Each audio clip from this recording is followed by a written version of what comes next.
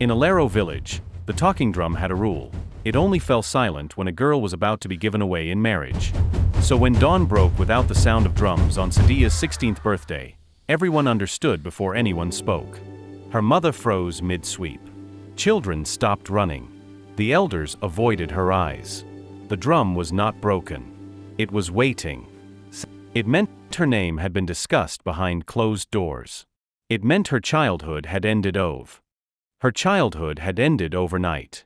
It meant she had been chosen. By tradition, once the drum stopped, the girl had no voice. The silence was an announcement. This one belongs to the village now. But Sadia had been listening all her life. To stories. To lessons. To the quiet injustice hidden inside. This is how it has always been. A girl spoke while the drum was still silent. Her voice was calm, but it cut through the crowd. I ask for one thing, she said. Let me speak before the drum speaks for me. Murmurs rose. Girls were not meant to speak at such gatherings. She continued anyway. You say a girl must be married early so she will not be wasted. But I ask, how is knowledge a waste? How is strength a danger?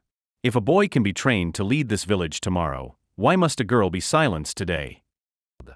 She spoke of education, of choice, of how a girl trained in the mind and in skill could lift not just herself, but her home, her husband, and her village. One elder stood sharply. This is our tradition, he snapped. Shame. Education will make her disobedient. Sadia turned to him. Is obedience the same as wisdom? She asked.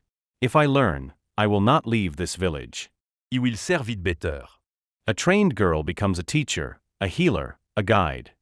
But an unprepared girl becomes dependent, and dependence is the real shame.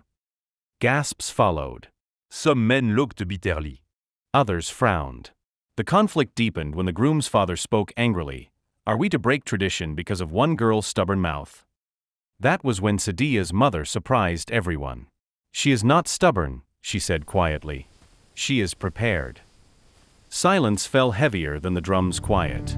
And then other women followed up, pouring out their frustration. Then the oldest elder, one who rarely spoke, rose slowly.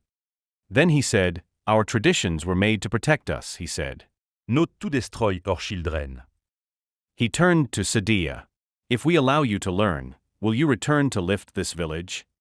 Sadia nodded. I swear it. At last, the eldest elder struck the ground with his staff.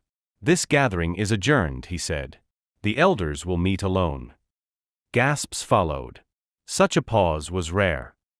That night, behind closed doors, the elders argued long and hard. Some feared losing tradition. Others feared losing the future. But one truth stood firm. Sadia's words had planted a seed they could no longer ignore. The decision came at dawn. The marriage was postponed. Sadia was sent to school. Some were angry. Some were afraid. Others quietly hopeful. Sadia left Alero soon after, carrying little more than a bag, her promise, and the weight of expectation. School was not easy. She struggled, failed, learned again. She worked with her hands, studied with her mind, and grew with purpose. Years passed. When Sadia returned to Alero, she was no longer the quiet girl who fetched water. She returned educated, skilled, and confident, but still humble. She helped improve health practices. She taught women how to read, sew, trade, and save. She encouraged girls to learn, not only in classrooms, but also in handwork, farming skills, and crafts that gave them independence. Slowly, Fathers began to boast about their daughters' skills. Mothers spoke of dreams beyond early marriage. The drum now sounded for graduations, new businesses, and shared victories. and then one day, Sadia made another choice. She agreed to marry. The man chosen long ago, the same one, came again. But this time, no drum forced her hand. No silence decided for her. She chose him freely. As a wife, Sadia was stronger because she was fulfilled. She built her home with wisdom, not fear. She partnered, not submitted blindly.